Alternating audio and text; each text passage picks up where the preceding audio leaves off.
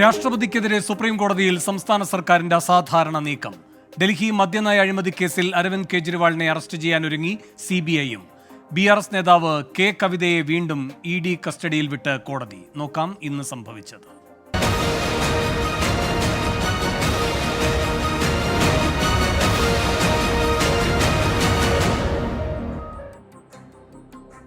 രാഷ്ട്രപതിക്കെതിരെ supreme കോടതിയിൽ ഹർജി നൽകി കേരളം.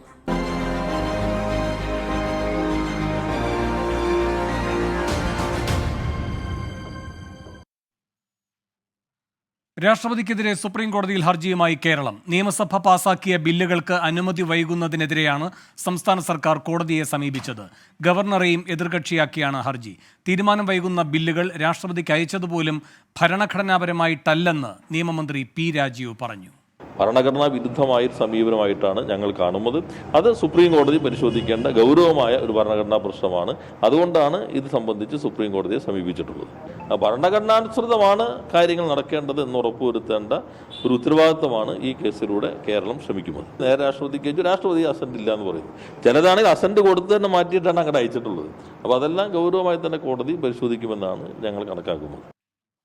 R. രാധാകൃഷ്ണൻ ഡൽഹിയിൽ നിന്ന് കൂടുതൽ വിവരങ്ങളുമായി ചേരുന്നു. രാധാകൃഷ്ണൻ, അസാധാരണമായ നീക്കമാണ് കേരളത്തിൻ്റേത്. എന്തൊക്കെ കാര്യങ്ങളാണ് സുപ്രീം കോടതിയുടെ ശ്രദ്ധയിൽപ്പെടുത്തുന്നത്?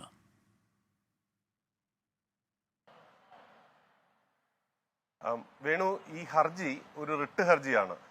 സമർപ്പിച്ചിരിക്കുന്നത് ഈ അനുച്ഛേദം 14, 200, 201 പ്രകാരമുള്ള ഭരണഘടനയുടെ താല്പര്യങ്ങൾ ലംഘിക്കുന്ന വിധത്തിൽ കാര്യങ്ങൾ പോകുന്നു എന്ന ഒരു അനുമാനത്തിന്റെ അടിസ്ഥാനത്തിലാണ് കേരളം ഈ ഹർജി സമർപ്പിച്ചിരിക്കുന്നത്. നമുക്കറിയാം, കഴിഞ്ഞ ദിവസം ഈ കടമെടുപ്പ് പരിധിയുമായി ബന്ധപ്പെട്ടിട്ടുള്ള വിഷയത്തിൽ പോലും കേരളം ഉയർത്തിയിരുന്ന ഒരു പ്രധാനപ്പെട്ട വാദം ഫെഡറൽ സംവിധാനത്തിന് നിരക്കാത്ത രീതിയിൽ കേന്ദ്രം പ്രവർത്തിക്കുന്നു എന്നുള്ളതാണ്. നിയമനിർമ്മാണവും അതിനനുബന്ധമായിട്ടുള്ള നടപടിക്രമങ്ങളും ഒക്കെ പോകുന്നത് സംസ്ഥാനങ്ങളുടെ താല്പര്യങ്ങളെക്കാൾ ഉപരിയായി കേന്ദ്രത്തിന്റെ ഏകപക്ഷീയമായിട്ടുള്ള ചിന്തകൾക്കൊപ്പമാണ് എന്ന രീതിയിലായിരുന്നു ആ വിമർശനം കേരളം സുപ്രീം കോടതിയിൽ ഉന്നയിച്ചത്. നമുക്ക് അതിന് തുടർച്ച എന്ന രീതിയിൽ തന്നെ ഇപ്പോഴത്തെ ഈ നടപടികളെയും കാണാം. ഈ കേസിൽ രാഷ്ട്രപതിയെ കൂടി കക്ഷിയാക്കിയിട്ടുണ്ട്.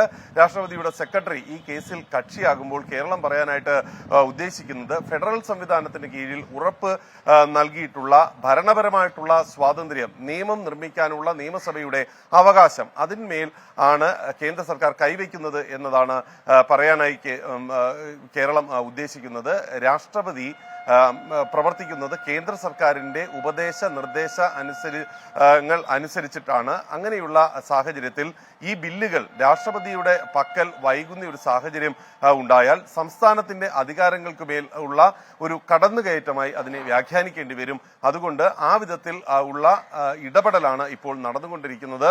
സംസ്ഥാനത്തിന്റെ ഉത്തമ താല്പര്യത്തെയും നിയമനിർമ്മാണ അവകാശത്തെയും ചോദ്യം ചെയ്യുന്ന വിധത്തിലാണ് ഇപ്പോഴും കേന്ദ്രത്തിന്റെ ഭാഗത്തു നിന്നുള്ള ഇടപെടൽ ഉണ്ടാകുന്നത്. ഗവർണറെയും ഈ കേസുമായി ബന്ധപ്പെട്ട് കക്ഷി ചേർത്തിട്ടുണ്ട്, എതിർകക്ഷി ആയി ചേർത്തിട്ടുണ്ട്. ഗവർണറുടെ ഭാഗത്തു നിന്നും ഈ നേരത്തെ സുപ്രീം കോടതിയിൽ കോടതി തന്നെ നിരീക്ഷിച്ച ചില വൈകലുകൾ, 2 വർഷത്തോളം ഗവർണർ ചില ബില്ലുകളൊക്കെ വൈകിപ്പിച്ചതടക്കമുള്ള കാര്യങ്ങൾ കൂടി ഉൾപ്പെടുത്തിക്കൊണ്ടാണ് ഈ വിഷയത്തിൽ ഗവർണറെ കക്ഷി ചേർത്തിരിക്കുന്നത്. ഏതായാലും കേരളം ആവശ്യപ്പെടുന്നത് കേരളത്തിന് നിയമം നിർമ്മിക്കാനായിട്ടുള്ള അവകാശം, ആ നിയമം കൃത്യമായിട്ടുള്ള സമയത്ത് ആ ഉള്ളിൽ നിയമമാക്കിയെടുക്കാൻ ഗവർണറുടെയോ അല്ലെങ്കിൽ ഗവർണർ ശുപാർശ ചെയ്താൽ രാഷ്ട്രപതിയുടെ ഭാഗത്തു നിന്നുള്ള ഇടപെടൽ അടക്കം ഉണ്ടാകണം എന്നുള്ളതാണ് കേരളത്തിന്റെ ഏറ്റവും പ്രധാനപ്പെട്ട ആവശ്യം. ഒരു ഭരണസ്തംഭനം ഉണ്ടാകുന്ന വിധത്തിലേക്ക് കാര്യങ്ങളെ കൊണ്ടുപോവുക എന്ന വിധത്തിൽ ഉള്ള ഇടപെടലുകൾ നല്ലതല്ല എന്നതാണ് കേരളം ഇതുവഴി നൽകുന്ന സന്ദേശം. ഫെഡറൽ വ്യവസ്ഥയിൽ ആരും ആർക്കും മുകളിലോ താഴെയോ അല്ല എന്ന സന്ദേശം കഴിഞ്ഞ ദിവസവും സുപ്രീം കോടതിയിൽ കേരളം വ്യക്തമാക്കിയിരുന്നു. അതുകൂടി പ്രതിഫലിപ്പിക്കുകയാണ്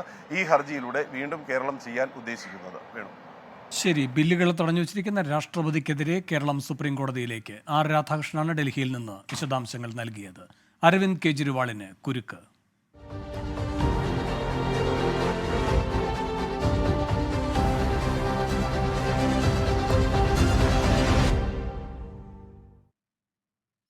അരവിന്ദ് കെജ്രിവാളിനെതിരായ ED നടപടി ലോക്സഭാ തെരഞ്ഞെടുപ്പിൽ പ്രചാരണായുധമാക്കാൻ ഇന്ത്യ സഖ്യവും ആം ആദ്മി പാർട്ടിയും. കേസിൽ മാപ്പുസാക്ഷിയായ ശരത്ചന്ദ്ര റെഡ്ഡി BJPക്ക് 34 കോടി രൂപ നൽകിയത് ചൂണ്ടിക്കാട്ടി ആപ് നേതാക്കൾ വാർത്താസമ്മേളനം വിളിച്ചു. പണം വാങ്ങിയതിന് ആദ്യം അറസ്റ്റ് ചെയ്യേണ്ടത് BJP ദേശീയ അധ്യക്ഷൻ JP നദ്ദയെയാണെന്ന് മന്ത്രി അതിഷി പറഞ്ഞു. ये है मनी ट्रेल। शरद चंद्र रेड्डी की कंपनियों द्वारा दिया गया इलेक्टोरल बॉन्ड्स में भारतीय जनता पार्टी के बैंक अकाउंट में पैसा।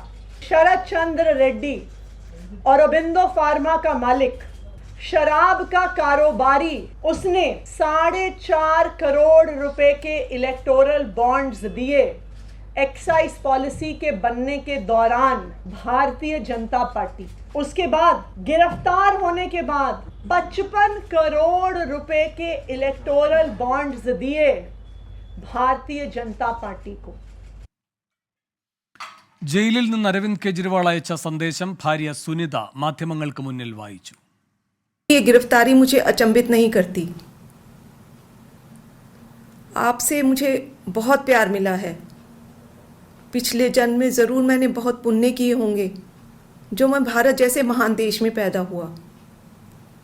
हमें मिलकर फिर से भारत को महान बनाना है, दुनिया का सबसे शक्तिशाली और नंबर 1 देश बनाना है। भारत के अंदर और बाहर ढेरों ऐसी शक्तियां हैं जो भारत को कमज़ोर कर रही हैं। ഡൽഹി ഷഹീദ് പാർക്കിൽ പഞ്ചാബ് മുഖ്യമന്ത്രിയുടെ നേതൃത്വത്തിൽ പ്രതിഷേധിച്ചവരെ പോലീസ് അറസ്റ്റ് ചെയ്ത് നീക്കി. മോദിയുടെ ഏകാധിപത്യം തുടരാൻ അനുവദിക്കില്ല എന്നും പോരാടുമെന്നും നേതാക്കൾ വ്യക്തമാക്കി. അതേസമയം അരവിന്ദ് കെജ്രിവാൾ ഡൽഹി മുഖ്യമന്ത്രി സ്ഥാനം രാജിവെക്കണം എന്ന ആവശ്യം ശക്തമാക്കുകയാണ് BJP. കോൺഗ്രസ് ആം ആദ്മി പാർട്ടിക്കൊപ്പം നിൽക്കുന്നത് അഴിമതിക്കുള്ള പിന്തുണയാണെന്നും BJP ആരോപിച്ചു. വിവരങ്ങളുമായി ബൽറാം നെടുങ്ങാടി ഡൽഹിയിൽ നിന്ന് ചേരുന്നു. ബൽറാം, ആപ്പിൻ്റെ പ്രതിരോധം എങ്ങനെയൊക്കെയാണ്? അതുപോലെ ആപ്പ് ഇന്ന് സംഘടിപ്പിച്ച പ്രതിഷേധം എത്രത്തോളം ശക്തമായിരുന്നു? ഇന്ത്യ സഖ്യം ഇതിൽ എന്തൊക്കെ തുടർ നടപടികളിലേക്ക് കടക്കുന്നു?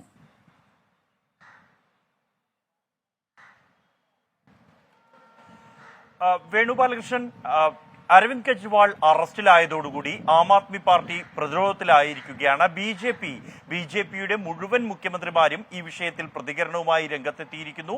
പ്രധാനമായും അവർ ഉന്നയിക്കുന്ന കാര്യം എന്നുള്ളത് മുഖ്യമന്ത്രിയായിരിക്കെ ജയിലിൽ പോകുന്നു, ജയിലിൽ അറസ്റ്റിലായ ശേഷവും മുഖ്യമന്ത്രിയായി തുടരാൻ തീരുമാനിക്കുന്നു. ഇതിനെയാണ് ചോദ്യം ചെയ്യുന്നത്. എന്നാൽ ഇതിന് പ്രതിരോധവുമായി ആം ആദ്മി പാർട്ടി അണിനിരക്കുന്നത് കെജ്രിവാളിന് എതിരായത് രാഷ്ട്രീയ പകപോക്കലാണ് എന്നും രാഷ്ട്രീയമായ ഒരു ഗൂഢാലോചനയുടെ ഭാഗമായാണ് എൻഫോഴ്സ്മെന്റ് ഡയറക്ടറേറ്റിന്റെ ഈ കേസും അറസ്റ്റും എന്നുള്ളതാണ്. അതിൽ ഏറ്റവും വലിയ പ്രതിരോധം എന്നുള്ളത് ഇലക്ടോറൽ ബോണ്ട് വിവരങ്ങൾ പുറത്തുവിട്ടതിലൂടെ BJP പ്രതിരോധത്തിലായേക്കാം എന്ന് മുൻകൂട്ടി കണ്ടുകൊണ്ട് അത് മറയ്ക്കാൻ വേണ്ടിയാണ് കെജ്രിവാളിനെ ഉടനടി അറസ്റ്റ് ചെയ്തത് എന്നുള്ളതാണ്. ഇന്ന് മന്ത്രി അതിഷി വിളിച്ച വാർത്താ സമ്മേളനത്തിൽ ഈ അഴിമതി കേസിൽ ഉൾപ്പെട്ട മദ്യ കമ്പനികളിൽ നിന്നും പണം വാങ്ങിയത് ആം ആദ്മി അല്ല BJP ആണ് എന്നും അങ്ങനെയെങ്കിൽ അറസ്റ്റ് ചെയ്യപ്പെടേണ്ടത് BJP നേതാക്കളാണ് എന്നുമുള്ള ആരോപണങ്ങളാണ് ഈ ഇലക്ട്രോറൽ ബോണ്ട് വിവരങ്ങൾ, അതായത് തെരഞ്ഞെടുപ്പ് കമ്മീഷൻ തന്നെ പ്രസിദ്ധീകരിച്ച വിവരങ്ങൾ മുന്നോട്ട് വെച്ചുകൊണ്ട് ആം ആദ്മി പാർട്ടി ആരോപിക്കുന്നത്. ഒപ്പം തന്നെ തെരുവിലും ഇതൊരു പ്രചരണ വിഷയമാക്കി മാറ്റാൻ തന്നെയാണ് ആം ആദ്മി പാർട്ടിയുടെ തീരുമാനം. ഇന്ന് ഡൽഹിയിൽ നടന്നത് കഴിഞ്ഞ 2 ദിവസമായി നടക്കുന്ന പ്രതിഷേധങ്ങളുടെ തുടർച്ചയായാണ്. രക്തസാക്ഷി ദിനത്തിൽ ഡൽഹിയിലെ രക്തസാക്ഷി സ്മാരകമായ ഷഹീദ് പാർക്കിൽ വിളിച്ച പ്രതിഷേധ യോഗത്തിൽ പഞ്ചാബ് മുഖ്യമന്ത്രി ഭഗവത് മാൻ അടക്കമുള്ളവർ പങ്കെടുത്തു. ഡൽഹി മന്ത്രിമാരായ അതിഷിയും കൈലാഷ് ഗെഹ്ലോട്ടിന്റെയും നേതൃത്വത്തിലായിരുന്നു ഈ പ്രതിഷേധം.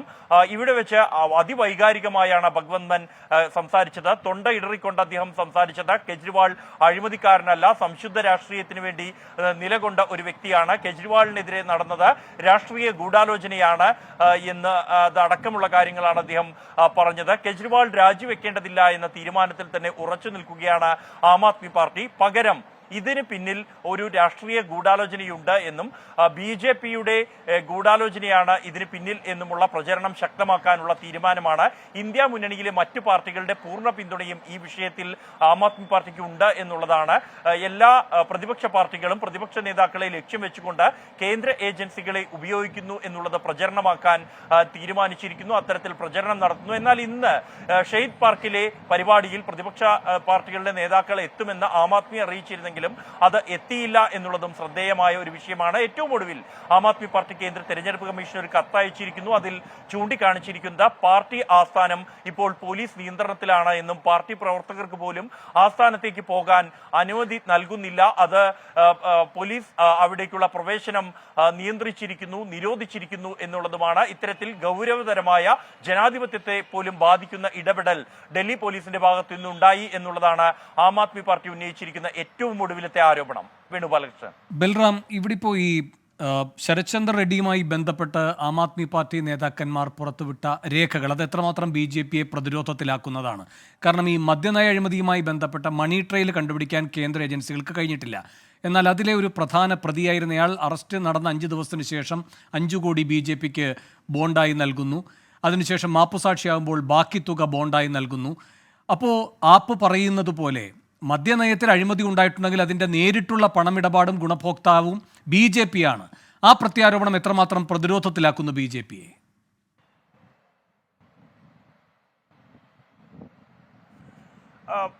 വേണുഗോപാലകൃഷ്ണൻ, ഇക്കാര്യത്തിൽ ആം ആദ്മി പാർട്ടി തുടക്കം മുതൽ ഉന്നയിക്കുന്ന ഒരു കാര്യം എന്നുള്ളത് കോടികളുടെ അഴിമതി നടന്നു എന്നാണ് എൻഫോഴ്സ്മെന്റ് ഡയറക്ടറേറ്റും CBIയും ആരോപിക്കുന്നത് ഡൽഹി മദ്യനയ അഴിമതിയുമായി ബന്ധപ്പെട്ട്. എന്നാൽ കെജ്രിവാളിന്റെ വസതിയിൽ മുൻ ഉപമുഖ്യമന്ത്രിയായ മനീഷ് സിസോദിയയുടെ വസതിയിലും അടക്കമുള്ള ഇടങ്ങളിൽ നടത്തിയ റെയ്ഡുകളിൽ 1 രൂപ പോലും പിടിച്ചെടുക്കാൻ ഈ അന്വേഷണ ഏജൻസികൾക്ക് കഴിഞ്ഞിട്ടില്ല.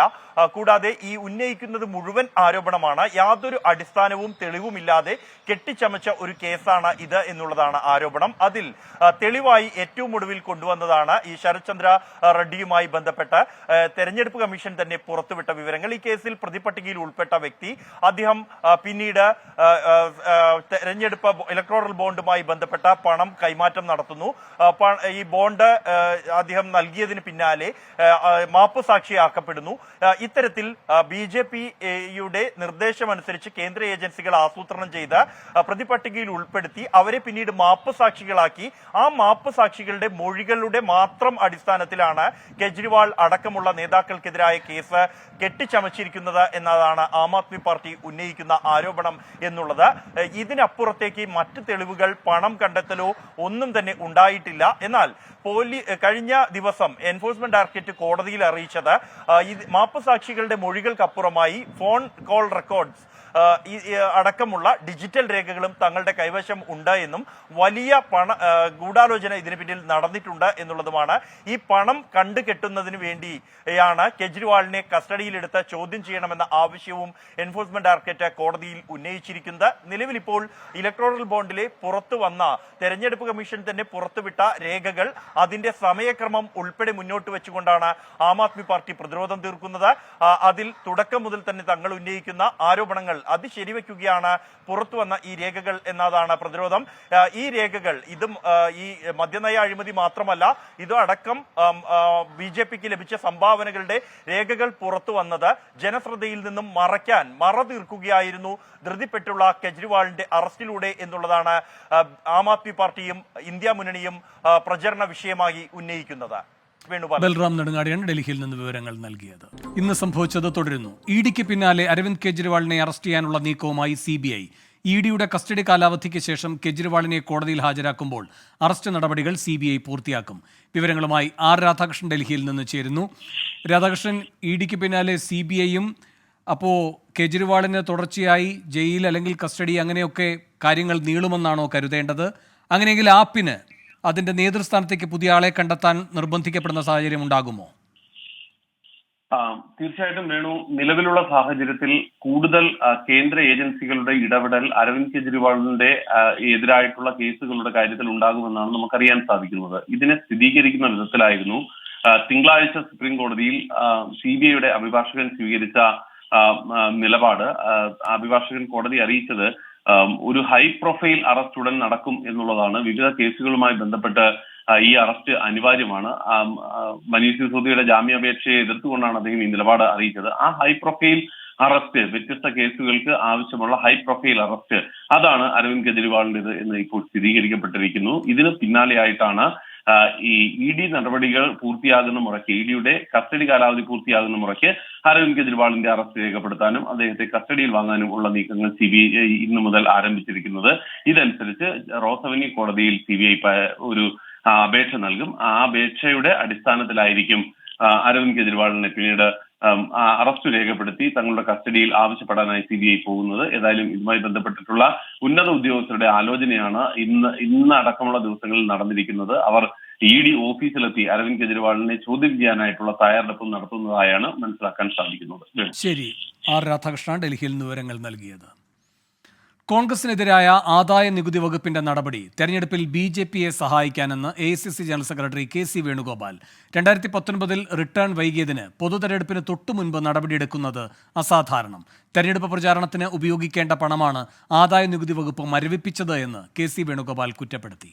1994 സീതാറാം കേസരി കോൺഗ്രസിൻ്റെ ട്രഷറായിരുന്ന കാലത്ത് അന്നുണ്ടായിരുന്നുള്ള ഏതോ ഒരു കാര്യം പറഞ്ഞുകൊണ്ട് 27 വർഷം കഴിഞ്ഞിട്ട് കോൺഗ്രസ് പാർട്ടിക്ക് നോട്ടീസ് അയക്കുക പറഞ്ഞാൽ അർത്ഥം എന്താണ്? അതിൻ്റെ അർത്ഥം തിരഞ്ഞെടുപ്പിന് തൊട്ട് മുൻപേ ഞങ്ങളുടെ അക്കൗണ്ട് മുഴുവൻ മരവിപ്പിക്കുകയും ആ അക്കൗണ്ടിലെ പണം എടുത്തു മാറ്റുകയും ചെയ്യാൻ അതിൻ്റെ ഉദ്ദേശം എന്താ?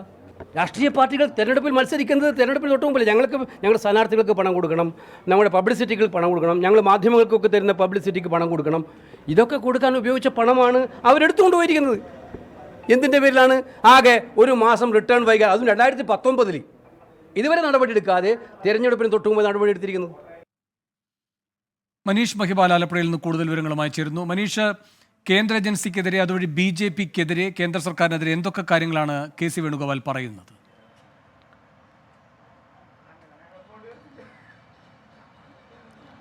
നിലവിൽ ആദായ നികുതി വകുപ്പിൻ്റെ ഈ ഒരു നടപടിയെ രാഷ്ട്രീയമായി തന്നെയാണ് കോൺഗ്രസ് കാണുന്നത്. അതായത് അംഗീകാരമുള്ള രാഷ്ട്രീയ പാർട്ടികൾക്ക് ആദായ നികുതിയിൽ വലിയ ഇളവുള്ള ഒരു സാഹചര്യത്തിൽ ഇളവുള്ളപ്പോഴാണ് അത് BJP ആ രീതിയിൽ ഇളവുകൾ അനുഭവിക്കുമ്പോഴാണ് അതേ രീതിയിൽ തന്നെ, അതായത് 1993 94 ഒക്കെ തന്നെ സീതാറാം കേസരി പാർട്ടിയുടെ ട്രഷറായിരുന്ന സമയത്ത് ഉണ്ടായിരുന്ന ആദായ നികുതി, അതായത് നികുതി അടച്ചതിലെ പ്രശ്നങ്ങൾ, അതിൻ്റെ റിട്ടേണിലെ പ്രശ്നങ്ങളൊക്കെ തന്നെ ഇപ്പോൾ ഏകദേശം ഒരു 30 വർഷങ്ങൾക്ക് ശേഷം, അല്ലെങ്കിൽ 2018 കാലയളവിലെ നികുതി സ്വീകരിക്കുന്നതിലെ തിരിച്ചടയ്ക്കുന്നതിലെ പ്രശ്നം, അതിലെ പിഴ, ഒപ്പം തന്നെ പിഴ പലിശ അടക്കമുള്ള കാര്യങ്ങൾ ചുമത്തി 210 കോടി രൂപ ഇപ്പോൾ അടയ്ക്കാൻ പറയുന്ന ഈ ഒരു നടപടിയെ രാഷ്ട്രീയമായി തന്നെ, അതായത് ആദായ നികുതി വകുപ്പിനെ കൊണ്ട് തന്നെ ഇവരുടെ കോൺഗ്രസിൻ്റെ ഫണ്ടിനെ ആകെ മരവിപ്പിക്കുന്ന രീതിയിലേക്ക് എത്തിക്കുന്നു എന്നാണ് കോൺഗ്രസ് നേതാക്കളെ AICC സംഘടനാകാര്യ സെക്രട്ടറി കൂടിയായിട്ടുള്ള KC വേണുഗോപാൽ ആരോപിക്കുന്നത്.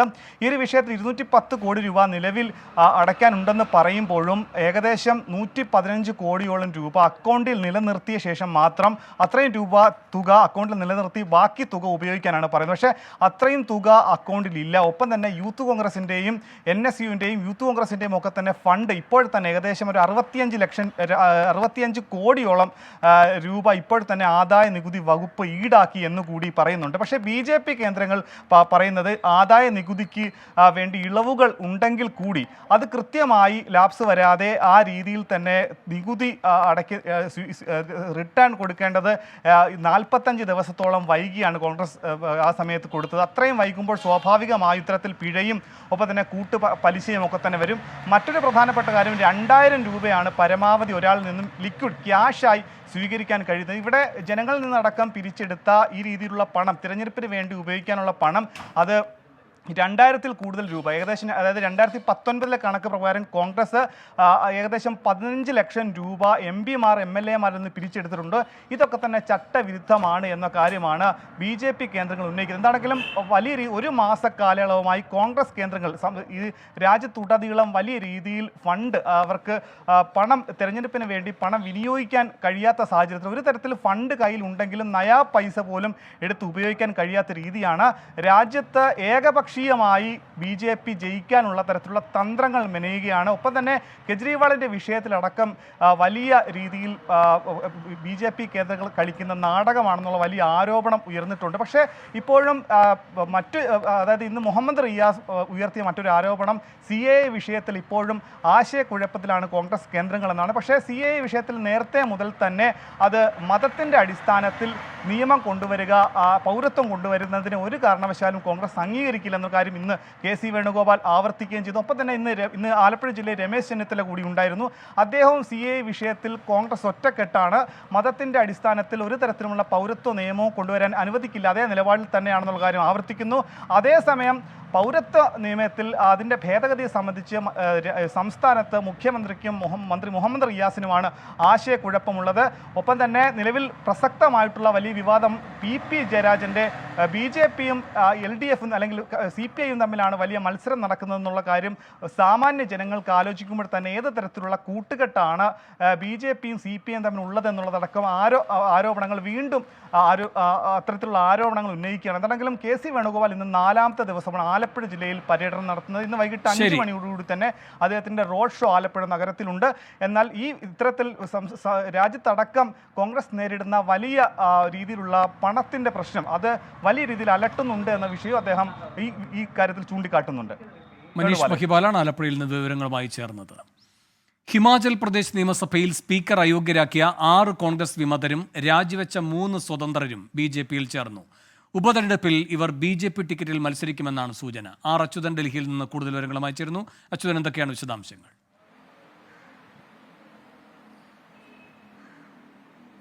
വേണു, ഇന്ന് ഉച്ചയോടുകൂടിയാണ് ഈ ഹിമാചൽ പ്രദേശിലെ കോൺഗ്രസ് വിമത MLA-മാരായിരുന്നവർ 6 പേർ, അതിനോടൊപ്പം തന്നെ രാജിവെച്ച 3 സ്വതന്ത്ര MLA-മാരും ഇന്ന് പാർട്ടിയിൽ BJPയിൽ ചേർന്നിരിക്കുന്നത്. ഈ വരുന്ന തെരഞ്ഞെടുപ്പിൽ അവരെ അവിടെ നിന്ന് മത്സരിപ്പിച്ച വിജയം നേടുവാനുള്ള ഒരു പദ്ധതികളാണ് BJP ഈ അണിയറയിൽ ഒരുക്കുന്നത്. കാരണം ഈ 9 ഇടങ്ങൾ, ആകെയുള്ള 9 ഇടങ്ങളിലും BJPക്ക് വിജയം ലഭിക്കുകയാണെങ്കിൽ സുഖ്വീന്ദർ സിംഗ് സുഖു സർക്കാരിനെ താഴെ ഇറക്കിക്കൊണ്ട് BJPക്ക് അധികാരത്തിലെത്തുവാനുള്ള ഒരു വഴി ഇതിലൂടെ തുറക്കും. അത് ലക്ഷ്യം വെച്ചുകൊണ്ടാണ് ഈ 9 പേരെയും ഇപ്പോൾ BJP പാളയത്തിൽ എത്തിച്ചിരിക്കുന്നത്. എന്നാൽ ഈ കോൺഗ്രസിനെ സംബന്ധിച്ച ഈ പ്രതിസന്ധി മറികടക്കുക എന്നുള്ള ഒരു പ്രതികൂല സാഹചര്യമാണ് മുൻപിലുള്ളത്. കാരണം ഈ 9 ഇടങ്ങളിലും കോൺഗ്രസിന് വിജയം നിലനിർത്താൻ കഴിഞ്ഞാൽ മാത്രമേ സർക്കാരിന് തുടർന്നും ഭരിക്കുവാനുള്ള സാധ്യതകളുള്ളൂ. ഒരു പക്ഷേ അതിൽ കോൺഗ്രസിന്റെ ഒരു പരാജയമാണ് നേരിടുന്നതെങ്കിൽ സർക്കാരിന് താഴെ ഇറങ്ങേണ്ടി വരും. കാരണം ആകെ കൂടെ ഉത്തരേന്ത്യയിൽ കോൺഗ്രസിന് ഇടമുള്ള ഒരു സംസ്ഥാനം അത് ഹിമാചൽ പ്രദേശാണ്. അവിടെ ഭരണം നഷ്ടമായാൽ പൂർണ്ണമായും ഉത്തരേന്ത്യയിൽ നിന്ന് കോൺഗ്രസ് തുടച്ചു നീക്കപ്പെടുന്ന ഒരു സാഹചര്യമായിരിക്കും ഉണ്ടാവുക. അതുകൊണ്ട് തന്നെ ഈ 9 ഇടങ്ങളിലും വിജയിക്കുക എന്നൊരു ലക്ഷ്യമാണ് ഇപ്പോൾ കോൺഗ്രസ് കാണുന്നത്. നിലവിൽ 40 അംഗബലം ഉണ്ടായിരുന്ന കോൺഗ്രസിന് ഇപ്പോൾ 34 പേർ മാത്രമാണുള്ളത്.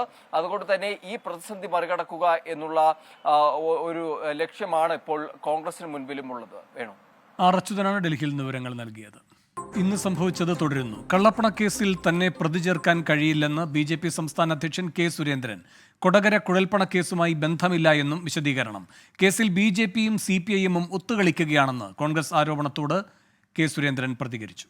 ഒരു തരത്തിലും ഒരു അഴിമതി കേസും എൻ്റെ പേരിൽ എടുക്കാനില്ല. പിന്നെ എന്താണ് ഈ പറയുന്നത്? അങ്ങനെ കേസെടുക്കാൻ കഴിയില്ലെന്ന്. അവിടെ ഒരു കള്ളപ്പണ ഇടപാട് നടന്നിട്ടില്ല. പിന്നെ എങ്ങനെ എൻ്റെ പേരിൽ കേസെടുക്കുന്നത്? ഒരു കവർച്ച കേസാണ്. ആ കേസിലെ പ്രതികളെല്ലാം അറസ്റ്റ് ചെയ്തു. പിന്നെ അവിടെ നിയമപരമായ കാര്യങ്ങൾ, വെറുതെ ഒരു കേസെടുക്കാൻ കഴിയുമോ? എൻ്റെ പേരിൽ ഒരു കേസ് എടുക്കാൻ കഴിയില്ല. ആര് വിചാരിച്ചാലും കഴിയില്ല. അലക്സ് റാം മുഹമ്മദ് വിവരങ്ങളുമായി ചേരുന്നു. അലക്സ്, ഈ കൊടകര കുഴൽപ്പണ കേസാണ്, അതുകൊണ്ട് തന്നെ പോലീസ് അധികാരമില്ലാത്തതുകൊണ്ട് ED ഈ കേസ് അന്വേഷിക്കണമെന്ന് ആവശ്യപ്പെടുകയും ചെയ്യുന്നു. എന്നിട്ടും ഇതൊരു കവർച്ച കേസ് മാത്രമാണ് എന്ന നിലയിൽ K. സുരേന്ദ്രൻ അവതരിപ്പിക്കുന്നത് എന്തുകൊണ്ട്? വേണ്ടതിൻ്റെ ഒരു രാഷ്ട്രീയ പശ്ചാത്തലമാണ് മനസ്സിലാക്കേണ്ടത്. K. സുരേന്ദ്രൻ അടക്കമുള്ള BJPയുടെ സംസ്ഥാന നേതാക്കൾ കഴിഞ്ഞ ദിവസങ്ങളായി പറഞ്ഞുകൊണ്ടിരിക്കുന്ന ഒരു പ്രധാനപ്പെട്ട കാര്യമുണ്ട്. അത് ഈ ഡൽഹിയിലെ മദ്യനയ അഴിമതി കേസിൽ ഡൽഹി മുഖ്യമന്ത്രി അരവിന്ദ് കെജ്രിവാൾ ED കസ്റ്റഡിയിൽ ആകുകയും അദ്ദേഹത്തിൻ്റെ അറസ്റ്റ് രേഖപ്പെടുത്തുകയും കോടതി അദ്ദേഹത്തിന് EDയുടെ കസ്റ്റഡിയിലേക്ക്, അതായത് റിമാൻഡിലേക്ക് വിടുകയും ചെയ്തൊക്കെ പശ്ചാത്തലത്തിൽ ഈ വാദം, അതായത് ED സ്വീകരിച്ച നടപടി അത് സംശയമില്ലാതെ തന്നെ അത് ന്യായീകരിക്കുകയാണ് BJPയുടെ സംസ്ഥാന നേതാക്കൾ. ആ ഘട്ടത്തിൽ അവർ പറയുന്ന പ്രധാനപ്പെട്ട കാര്യം, EDയുടെ സംശയനിഴലിൽ നിൽക്കുന്ന മറ്റു ചില നേതാക്കൾ കൂടിയുണ്ട് കേരളത്തിൽ. അത് മുഖ്യമന്ത്രി പിണറായി വിജയന്റെ പേര് അക്കൂട്ടത്തിലുണ്ട്. അങ്ങനെ ചില നേതാക്കളുടെ കാര്യം കൂടി അവർ എടുത്തു പറയുന്നുണ്ട്. അവരൊക്കെ അഴിമതി നടത്തിയിട്ടുണ്ടെങ്കിൽ ഭയക്കേണ്ടി വരും, അവരിലേക്കൊക്കെ നടപടി അടുത്ത സമയങ്ങളിൽ ഉണ്ടാകും എന്ന് പറയുന്ന BJP സംസ്ഥാന അധ്യക്ഷൻ അത് തൻ്റെ പേരിലേക്ക് എത്തുമ്പോൾ മലക്കം മറിയുന്നു എന്നുള്ളതാണ് പ്രധാനപ്പെട്ട കാര്യം. ഈ കൊടകര കുഴൽപ്പണ കേസ് നമുക്കറിയാം. കഴിഞ്ഞ നിയമസഭാ തെരഞ്ഞെടുപ്പിലാണ് കൊടകരയിൽ വെച്ച് ഈ പ്രചാരണത്തിന് വേണ്ടി കൊണ്ടുവന്ന പണം, ഈ കുഴൽപ്പണം പോലീസ് പിടികൂടുന്നത്. അതിൽ പ്രതിചേർക്കപ്പെട്ട ആളാണ് ബി.ജെ.പിയുടെ സംസ്ഥാന അധ്യക്ഷൻ കെ സുരേന്ദ്രൻ.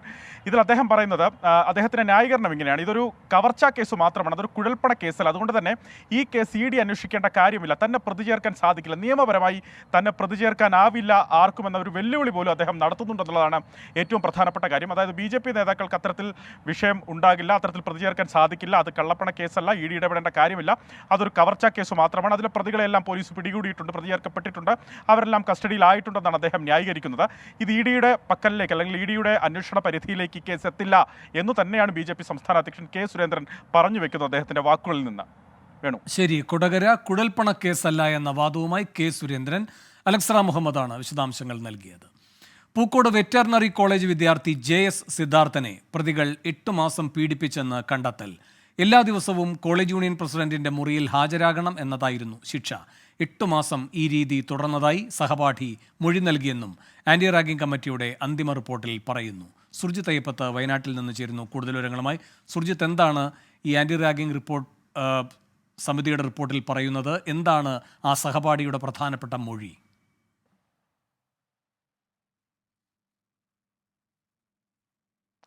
വേണു, 166 വിദ്യാർത്ഥികളിൽ നിന്നാണ് ഈ ആൻറ്റി റാഗിംഗ് സ്ക്വാഡ് മൊഴി രേഖപ്പെടുത്തിയത്. ഇതിൽ ഒരു വിദ്യാർത്ഥി നൽകിയ മൊഴിയാണ്, ആ മൊഴിയുടെ വിശദാംശങ്ങളാണ് പുറത്തു വന്നിരിക്കുന്നത്. സിദ്ധാർത്ഥനെ 8 മാസത്തോളമായി ഇത്തരത്തിൽ റാഗിങ്ങിന് വിധേയമാക്കിയിരിക്കുന്നു എന്നുള്ള തരത്തിലുള്ള നിർണായകമായ മൊഴിയാണ് ലഭിച്ചിരിക്കുന്നത്. ഇത് അന്തിമ റിപ്പോർട്ടിൽ, അതായത് ആൻറ്റി റാഗിംഗ് സ്ക്വാഡ് തയ്യാറാക്കിയ അന്തിമ റിപ്പോർട്ടിൽ ഇക്കാര്യം കൃത്യമായ രീതിയിൽ തന്നെ രേഖപ്പെടുത്തിയിട്ടുണ്ട്. മാത്രമല്ല, ഈ ക്യാമ്പസിൽ, അതായത് പൂക്കോട് ക്യാമ്പസിലെ ഹോസ്റ്റലിലേക്ക് സിദ്ധാർത്ഥൻ താമസം മാറ്റിയത് മുതൽ തന്നെ ഈ റാഗിംഗ് തുടങ്ങിയിട്ടുണ്ട് എന്നുള്ള തരത്തിലുള്ള വിവരമാണ് ലഭ്യമാകുന്നത്. ഇതിലെ SFI നേതാക്കളുടെ മുറിയിൽ വെച്ചുകൊണ്ട് ക്രൂരമായ രീതിയിൽ റാഗ് ചെയ്തിട്ടുണ്ട്. മാത്രമല്ല, നഗ്നനാക്കി റാഗ് ചെയ്തെന്നുൾപ്പെടെയുള്ള ആരോപണങ്ങളുണ്ട്.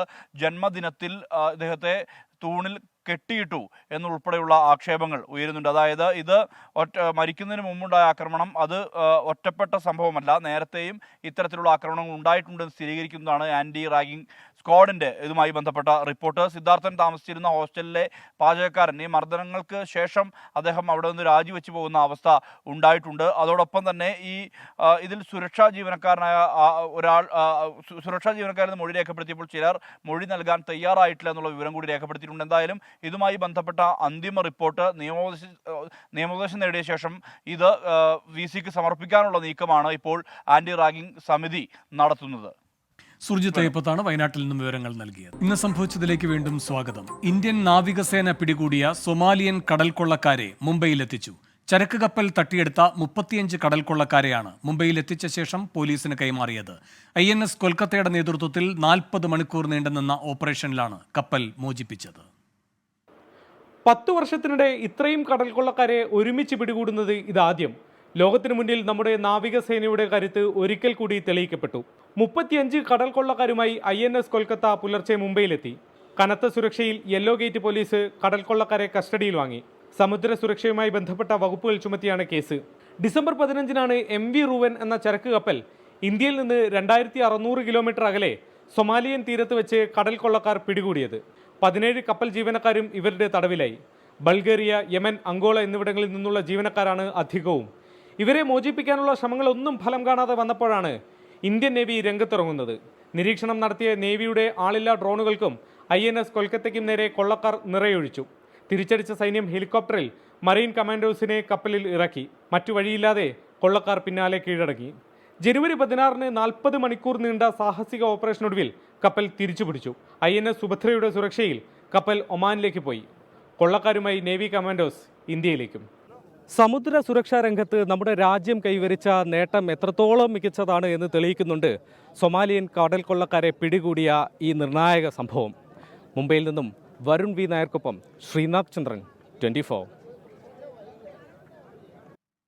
തിരുവനന്തപുരം കാട്ടാക്കടയിൽ ടിപ്പർ ലോറി ഇടിച്ച് ബൈക്ക് യാത്രികന് പരുക്ക്, കാലിനാണ് ഗുരുതരമായി പരിക്കേറ്റത്. അജീഷ് ജയകുമാർ തിരുവനന്തപുരത്ത് നിന്ന് കൂടുതൽ വിവരങ്ങളുമായി ചേരുന്നു. അജീഷ്, എന്താണ് ഈ അപകടത്തിന്റെ കൂടുതൽ വിവരങ്ങൾ?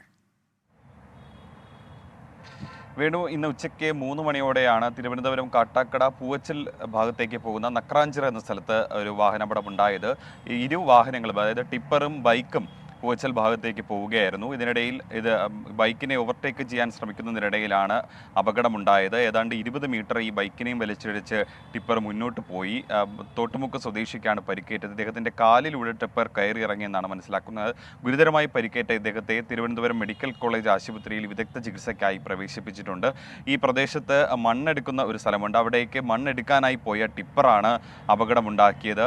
ഈ തലസ്ഥാനത്ത് തന്നെ കഴിഞ്ഞ ഒരാഴ്ചക്കിടെ ഉണ്ടായ 3ാമത്തെ ടിപ്പർ അപകടമാണ്. ഒരാഴ്ച മുൻപെയാണ് വിഴിഞ്ഞത്ത് 26-കാരനായ BDS വിദ്യാർത്ഥി അനന്തുവിന് ടിപ്പറിൽ നിന്ന് കല്ല് തെറിച്ച് വീണ് ജീവൻ നഷ്ടമായത്. തൊട്ട് പിറ്റേന്ന് തിരുവനന്തപുരം പനവിള ജംഗ്ഷനിൽ ഒരു സ്കൂൾ അധ്യാപകനും ടിപ്പർ അപകടത്തിൽ ജീവൻ നഷ്ടമായിരുന്നു. അതിന് പിന്നാലെയാണ് കാട്ടാക്കടയിൽ ഈ അപകടമുണ്ടായത്. നിലവിൽ കാട്ടാക്കട പോലീസ് സ്ഥലത്തെത്തി ഈ ടിപ്പർ ലോറി കസ്റ്റഡിയിലെടുത്തിട്ടുണ്ട്. എന്തായാലും പോലീസ് കേസെടുക്കും. എന്തായാലും ഈ പരിക്കേറ്റ തോട്ടുമുക്ക് സ്വദേശി തിരുവനന്തപുരം മെഡിക്കൽ കോളേജ് ആശുപത്രിയിൽ ഗുരുതരാവസ്ഥയിൽ തുടരുകയാണ്.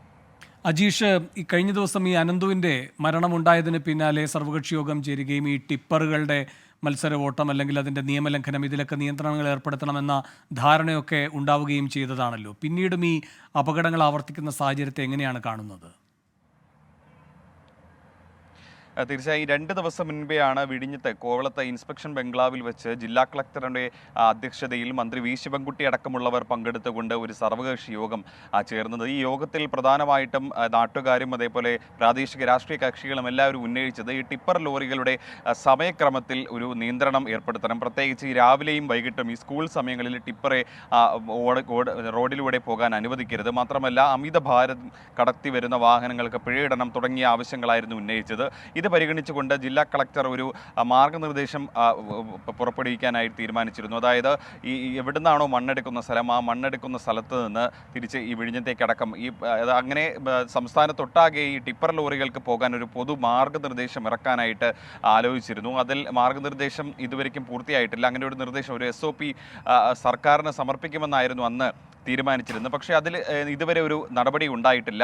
അതിൻ്റെ ഭാഗമായിട്ട് കഴിഞ്ഞ 2 ദിവസമായിട്ട് ഈ തിരുവനന്തപുരം നഗരപ്രദേശത്തായിരുന്നു കഴിഞ്ഞ 2 അപകടങ്ങൾ ഉണ്ടായിരുന്നത്. ഒന്ന് വിഴിഞ്ഞത്തും മറ്റൊന്ന് പനവിളയിലുമായിരുന്നു. ഇതിൻ്റെ ഭാഗമായിട്ട് തലസ്ഥാനത്തെ നഗരപ്രദേശങ്ങളിൽ വ്യാപകമായി പോലീസിൻ്റെയും മോട്ടോർ വാഹന വകുപ്പിൻ്റെയും പരിശോധന ഉണ്ടായിരുന്നു. ഈ അമിതഭാരം കയറ്റി വരുന്ന വാഹനങ്ങൾക്ക് പിഴയിടുകയും അതേപോലെ തന്നെ സമയക്രമം തെറ്റിച്ചോടുന്ന വാഹനങ്ങൾക്ക് പിഴയിടുന്നതടക്കമുള്ള കാര്യങ്ങൾ കഴിഞ്ഞ 2-3 ദിവസങ്ങളായി തലസ്ഥാന നഗരത്തിൻ്റെ നഗരഭാഗങ്ങളിൽ നടന്നു വരുന്നുണ്ടായിരുന്നു. പ്രത്യേകിച്ച് ദേശീയപാത കടന്നു പോകുന്ന ഭാഗങ്ങളിലൊക്കെ. പക്ഷേ ഇത് ഇപ്പോൾ നടന്നിരിക്കുന്ന സംഭവം റൂറൽ പ്രദേശത്താണ്. കാട്ടാക്കട എന്ന് പറയുമ്പോൾ തിരുവനന്തപുരത്തിൻ്റെ മലയോര പ്രദേശമാണ്. ഈ ഭാഗത്താണ് ഇപ്പോൾ അപകടം നടന്നിരിക്കുന്നത്. നമ്മൾ നാട്ടുകാരോട് സംസാരിക്കുമ്പോൾ അവർ പറയുന്നത് ഈ 2 ദിവസമായി ഈ ഭാഗത്ത് ഈ ഓണങ്കോട് എന്ന് പറയുന്ന സ്ഥലത്തായിരുന്നു ഈ മണ്ണെടുപ്പ് നടന്നുകൊണ്ടിരുന്നത്.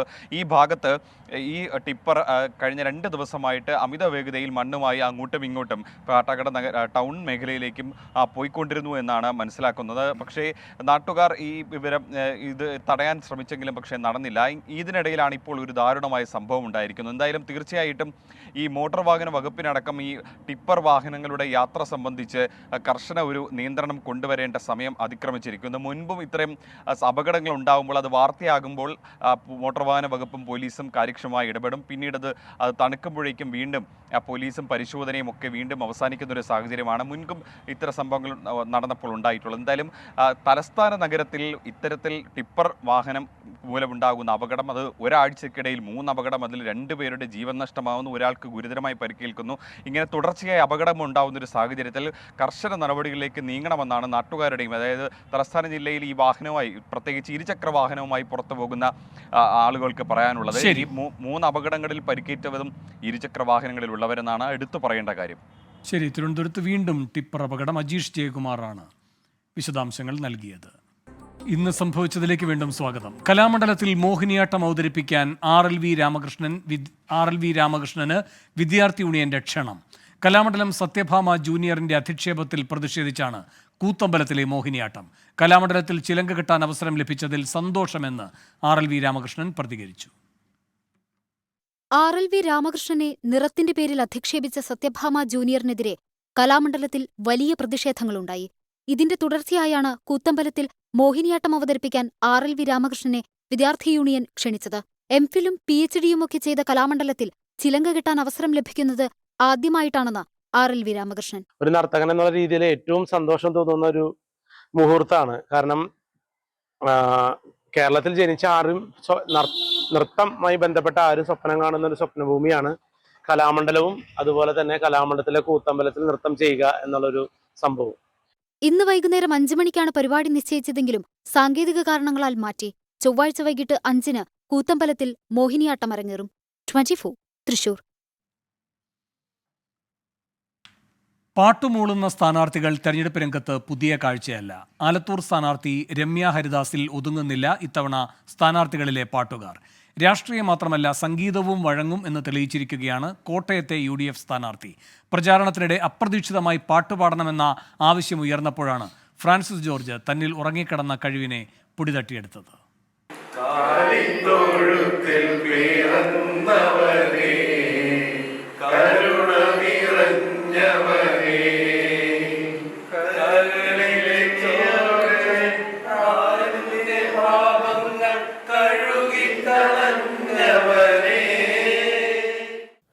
വോട്ട് ചോദിച്ച് ചെല്ലുമ്പോൾ പലരും പല ആവശ്യങ്ങളും ഉന്നയിക്കാറുണ്ട്.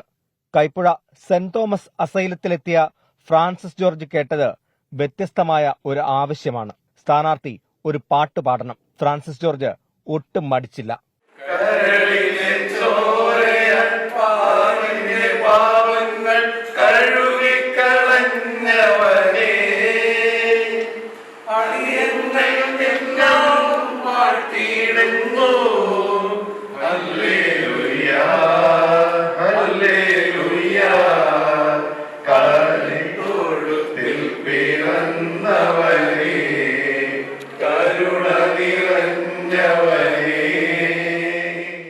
ഫ്രാൻസിസ് ജോർജിനൊപ്പം അംഗങ്ങളായവരും പാട്ട് ഏറ്റുപാടിയപ്പോൾ സായാഹ്നം സംഗീത സാന്ദ്രമായി. സ്ഥാനാർത്ഥിയുടെ പാട്ട് കേട്ട് റൂബി ഒരു നാടൻ പാട്ടുകൂടി പാടി സദസ്സിനെ കൂടുതൽ ആവേശത്തിലാക്കി.